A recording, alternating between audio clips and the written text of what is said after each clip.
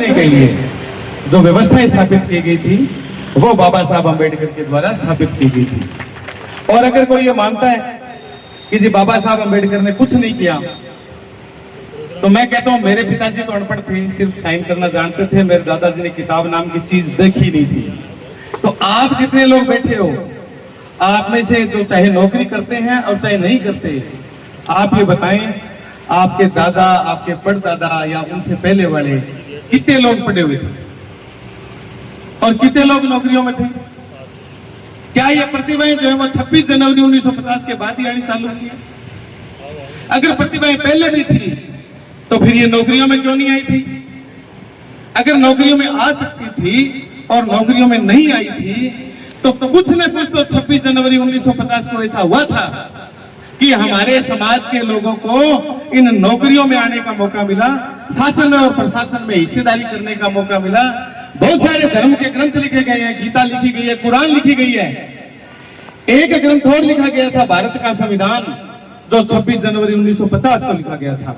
और उस 26 जनवरी 1950 को लिखे गए संविधान की बदौलत जो व्यवस्थाएं स्थापित हुई, उस व्यवस्था के कारण रामकुमार वर्मा आज एसडीएम के पद पर पदस्थापित है। अगर ये व्यवस्थाएं नहीं होती तो मैं भी कुम्हार का बेटा हूं, कहीं चाक चला रहा और मिट्टी के बर्तन बना रहा होता। तो हमें उन महापुरुषों को याद रखना चाहिए जिनकी तपस्या की बदौलत, जिनकी मेहनत की बदौलत जो व्यवस्था 26 जनवरी 1950 को स्थापित हुई, उसके कारण आज हम खुली हवा में सांस ले रहे हैं। तो जब हवा खुली हुई है तो फिर इतनी घुटन क्यों महसूस करते हो? फिर खुली हवा में खुले तरीके से सांस लिया करो। अभी निरंजन भाई ने कहा था धारका ने कि जो लोग कमजोर होते हैं वो बकरों की तरह काट दिए जाते हैं। आपने किसी भी कसाई की दुकान पे शेर का, बाज का मांस देखा है क्या? नहीं देखा ना। शेर काटे नहीं जाते, मुर्गा काटा जाता है, बाज काटा नहीं जाता। तो शेर और बाज बनने की कोशिश करो, फिर आपकी गर्दन तक कोई छुरा आ ही नहीं सकता। आपके नुकीले दांत ही जाएंगे फिर कहीं, आपकी गर्दन तक कोई नहीं पहुंचेगा। इस देश की व्यवस्था में और देश की रक्षा के लिए, धर्म की रक्षा के लिए, हमारे शासन प्रशासन में हमारे लोगों की रक्षा करने के लिए बहुत सारी विभूतियों ने अपनी जान, अपना परिवार, अपना सुख, अपनी संपत्तियां दांव पर लगाई हैं। मैं प्राचीन भारत में, आजादी से पहले के भारत में अगर सबसे ज्यादा किसी के बलिदान का कायल हूं तो वो है सिख धर्म के 10वें गुरु, गुरु गोविंद सिंह। गुरु गोविंद सिंह के 4 बेटे थे, 4 बेटों का बाप अपने 14 साल के बेटे को चमकौर की लड़ाई में लड़ने के लिए भेज देता है कि जा बेटा तू लड़ाई कर, हमें अपने मिशन को कामयाब रखना है। और मिशन क्या था? मुगलों के द्वारा जो धर्मांतरण करवाया जा रहा था उसको रोकने का मिशन था। और उस समय में बड़े बड़े राजे रजवाड़े वहां औरंगजेब के दरबार में गुलामी लिखवा रहे थे, उसमें गुरु गोविंद सिंह अपने बेटों का बलिदान दे रहे थे। उसी गुरु गोविंद सिंह के बेटे जोरावर सिंह और फतेह सिंह को दीवार में जिंदा चिनवा दिया गया था। और जब गुरु गोविंद सिंह के बेटे जोरावर सिंह को और फतेह सिंह को दीवार में जिंदा चिनवाया जा रहा था, तब फिर गोविंद सिंह के पास में समाचार भिजवाया था कि आप हमारी गुलामी स्वीकार कर लो। गुरु गोविंद सिंह ने कहा कि मैंने 2 बेटे चमकौर के युद्ध में दिए हैं और 2 बेटे दीवार में चिन जाएंगे, लेकिन गोविंद सिंह गुलामी स्वीकार नहीं करेगा। ऐसे थे गुरु गोविंद सिंह। और इस देश के गरीबों के लिए, दलितों के लिए, इस देश की सभी जातियों की, धर्मों की, महिलाओं के लिए, आप सब लोगों के जेब में बैंक का एटीएम है ना, और सब अपने पैसे बैंक में जमा रखते हो ना। इन सारे बैंकों को कौन चलाता है? रिजर्व बैंक ऑफ इंडिया चलाता है। रिजर्व बैंक ऑफ इंडिया की स्थापना की थी हिल्टन एंड यंग कमेटी ने। और हिल्टन एंड यंग कमेटी जो थी, उस कमेटी की सारी सिफारिशें कौन सी थी? वो सिफारिशें थी जो बाबा साहब अम्बेडकर ने लिख के दी थी। क्या जो अम्बेडकर साहब ने आरबीआई का जो प्रस्ताव तैयार किया था और जो अम्बेडकर साहब ने रिजर्व बैंक ऑफ इंडिया की स्थापना के जो प्रावधान किए थे, क्या सिर्फ गरीबों और दलितों के लिए थे? आज बड़े बड़े धन्ना सेठ कोई भी हैं, क्या उनके खाते बैंकों में नहीं है? और क्या उनके पैसे बैंकों में नहीं है?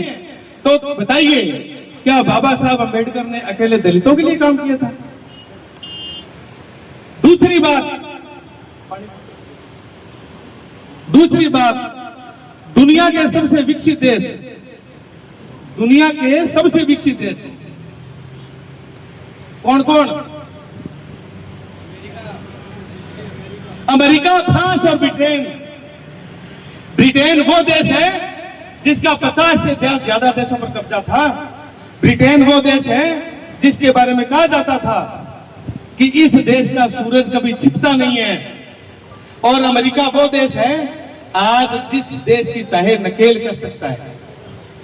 1776 में अमेरिका आजाद हुआ था और 1779 में फ्रांस आजाद हुआ था। आपको पता है जो देश 1776 और 79 में आजाद हुए थे, उन देशों की महिलाओं को वोट देने का अधिकार कब मिला था? उन विकसित देशों की बात कर रहा हूं। फ्रांस और अमेरिका में महिलाओं को वोट देने का अधिकार मिला था 1918 के बाद। कितने साल बाद? आजादी के 150 साल बाद। इस दुनिया में भारत अकेला ऐसा देश है, उसमें 26 जनवरी 1950 को जिस दिन आदमियों को वोट देने का अधिकार मिला था, उसी दिन महिलाओं को भी वोट देने का अधिकार मिला था। यह व्यवस्था किसने की थी? बाबा साहेब अंबेडकर ने की थी। और यह व्यवस्था क्या अकेले कोई जाति, कोई धर्म, कोई क्षेत्र के लिए की थी? देश की हर एक महिला को बराबर का अधिकार देने के लिए संविधान में महिलाओं को बराबर मताधिकार दिया था, वो थे बाबा साहब अंबेडकर। धीरे धीरे इस व्यवस्था ने सांचे में खींचते खींचते बाबा साहब अंबेडकर को दलितों का नेता बना के छोड़ दिया। मैं कहता हूं वो हर कोई आदमी जो अंबेडकर साहब को नहीं मानता हो, उसको अपनी घरवाली को वोट के लिए नहीं भेजना चाहिए। जो कोई आदमी अंबेडकर साहब को नहीं मानता हो, उसको बैंक में अपना खाता नहीं रखना चाहिए। रिजर्व बैंक की स्थापना इन्होंने की थी। और जो लोग बैंक में खाता रखते हैं, वो माने या नहीं माने, वो अंबेडकरवादी। वो माने या नहीं माने, वो अंबेडकरवादी हैं, क्योंकि वो अंबेडकर की बनाई व्यवस्थाओं का लाभ उठा रहे हैं। और एक बात, इस देश में जब आजादी आई 15 अगस्त 1947 को, तो 15 अगस्त 1947 के दौरान में उन्हीं 10 सालों में 1945 से 1955 तक कम से कम 10-15 देश भारत के आसपास के आजाद हुए थे। आज देख लो वहां पर लोकतंत्र के क्या हालात हैं। पाकिस्तान में आर्मी है, बर्मा में लोकतंत्र खत्म हो गया, आंग सान सू की जेल में पड़ी है, आर्मी का शासन है। नेपाल में 2 बार लोकतंत्र कुचल दिया गया। आपके पड़ोस में बांग्लादेश में अभी थोड़े दिन पहले शेख हसीना को देश छोड़ना पड़ गया, जो कि चुनी हुई सरकार की प्रधानमंत्री थी। अकेला भारत ऐसा देश है जो 26 जनवरी 1950 से लेके सन 2026 तक लगातार यहाँ पर लोकतंत्र कायम है। चुनी हुई सरकारें राज करती हैं। किसकी बदौलत करती हैं? बाबा साहब अंबेडकर की बदौलत करती हैं। क्यों करती हैं? क्योंकि संविधान में वो प्रावधान किए गए हैं कि इस देश का लोकतंत्र कभी कमजोर नहीं हो सकता। जिस समय में बाबा साहेब इस देश में गरीबों के लिए, दलितों के लिए, बेरोजगारों के लिए, मजदूरों के लिए और हर एक आदमी जो लोकतंत्र में विश्वास करता है उसके अधिकारों के लिए लड़ रहे थे, तब लोग इनकी आलोचना कर रहे थे। गुरु गोविंद सिंह ने अपने सैनिकों को ताकत देने के लिए कविता लिखी थी। उन्होंने कहा था, चिड़ियों के संग बाज लड़ाऊं। ये चमकौर युद्ध के टाइम की बात है। उन्होंने कहा था, चिड़ियों के संग बाज लड़ाऊं। कहां तो इतना बड़ा बाज और कहां छोटी सी चिड़ी। चिड़ियों के संग बाज लड़ाऊं, मेरे गिदड़ को मैं शेर बनाऊं और 1.25 लाख से एक लड़ाऊं तो गोविंद सिंह नाम कहा हूं। 1.25 लाख से एक लड़ाऊं तो गोविंद सिंह नाम कहूं।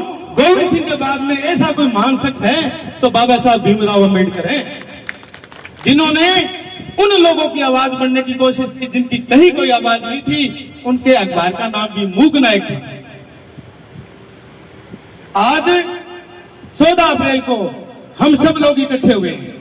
अभी 11 अप्रैल को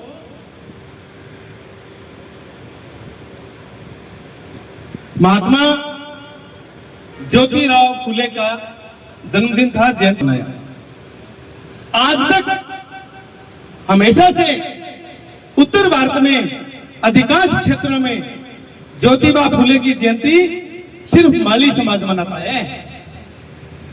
सिर्फ माली समाज ज्योतिबा फुले की जयंती मनाता आया है। बाकी और दलित और पिछड़े कोई भी ज्योतिबा फुले की जयंती में शामिल नहीं होते थे। क्यों नहीं होते थे? ये कह के नहीं होते थे कि ज्योतिबा फुले माली थे।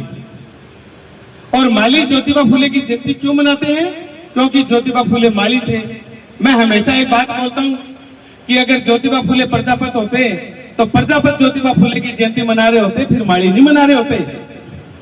अगर ज्योतिबा फुले स्वामी होते तो स्वामी समाज ज्योतिबा फुले की जयंती मना रहा होता, फिर प्रजापत और माली नहीं मना रहे होते। अब कोई जाके पढ़े तो पता चले कि ज्योतिबा फुले ने हर एक दलित और पिछड़े के लिए और हर एक जाति धर्म की महिला की शिक्षा के लिए अपने जीवन में संघर्ष करके उनके शिक्षा के लिए प्रयास किए थे। देश में ऊंच नीच के भेदभाव को मिटाने के लिए महात्मा ज्योतिबा फुले ने प्रयास किए थे और ज्योतिबा फुले का अवसान हो गया था सन 1890 में। हम तो उत्तर भारत में उनकी जयंतियां मनाने लगे हैं सन 2000 के बाद में।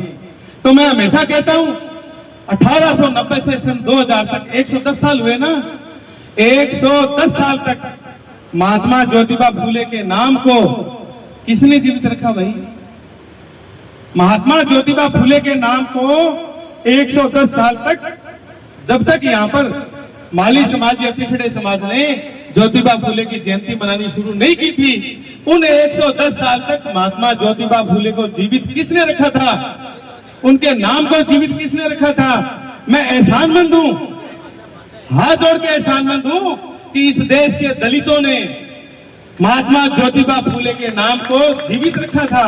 आज भी उनके घरों में महात्मा ज्योतिबा फुले और माता सावित्रीबाई फुले की जयंतियां मनाई जाती हैं। लेकिन व्यवस्था फिर अपना काम करती है और धीरे धीरे महात्मा ज्योतिबा फुले को माली समाज तक सीमित कर दिया, बिल्कुल वैसे ही जैसे बाबा साहब अम्बेडकर को दलित समाज तक सीमित कर दिया। ये महापुरुष एक जाति के, एक धर्म के, एक समाज के नहीं थे और हम इन महापुरुषों को जाति के, धर्म के, समाज के दायरे से बाहर निकाल के पूरे देश के अमन से लाभ में इनका नाम चमकाएंगे। क्यों? क्योंकि उन्होंने हर कमजोर की आवाज बनने की कोशिश की थी। बाबा साहेब अम्बेडकर को 150 से ज्यादा देशों की यूनिवर्सिटी में पढ़ाया जाता है। वो 6 से ज्यादा भाषाओं के ज्ञाता थे।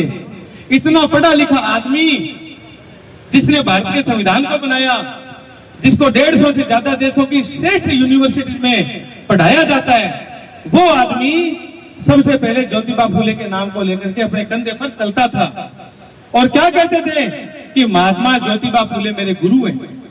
और क्या कहते थे? वो ये कहते थे कि महात्मा ज्योतिबा फुले भारत में सामाजिक क्रांति के आंदोलन के जनक हैं और ये 16 आने सच बात है।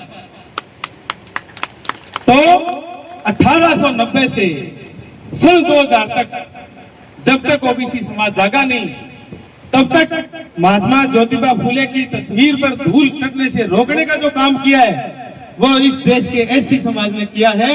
हर एक व्यक्ति जो जीवित है, जो जागरूक है, जो चेतना से युक्त है और जिसमें अपने महापुरुषों के प्रति सम्मान की भावना है, हर उस एक आदमी को इस देश के दलितों के प्रति एहसानमंद होते रहना चाहिए।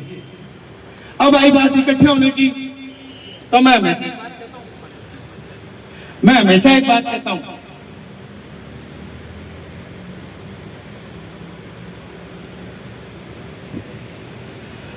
आप जिस दिन ये ऊंच नीच का भेद छोड़ के, मैं जानता हूं, मैं हर जाति समाज में खूब बैठता हूं, गांव गली ढाणी में खूब जाता हूं और ये पद का मेरे को कोई जत तो ना वो घमंड है ना हम इस बात में रहते हैं।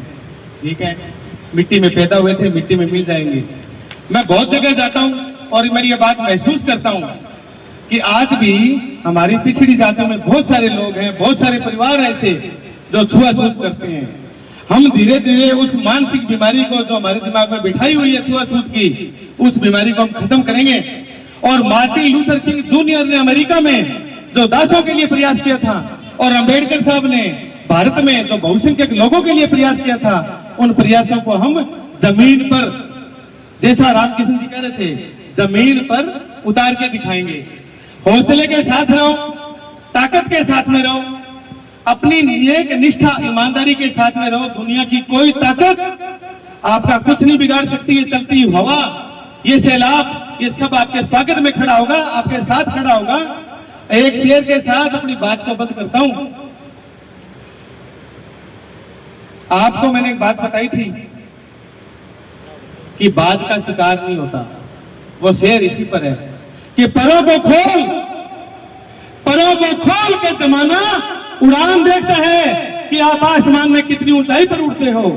परों को खोल कि आज जमाना उड़ान देखता है। जो इस बात की मैं बात कर रहा हूं वो शिकार क्यों नहीं होता? क्योंकि वो 3-4 किलोमीटर की ऊंचाई पर उड़ता है। वो मुर्गा नहीं है जो गलियों में दौड़ता है, जिसको पकड़ के काट कर कसाई बेच देता है। मुर्गा नहीं है, बाज है। मैं फिर कहता हूं, बाज बनो, परों को खोल के जमाना उड़ान देखता है। जो जमीन पर बैठ के क्या आसमान देखता है। जय हिंद, जय भीम, जय भारत।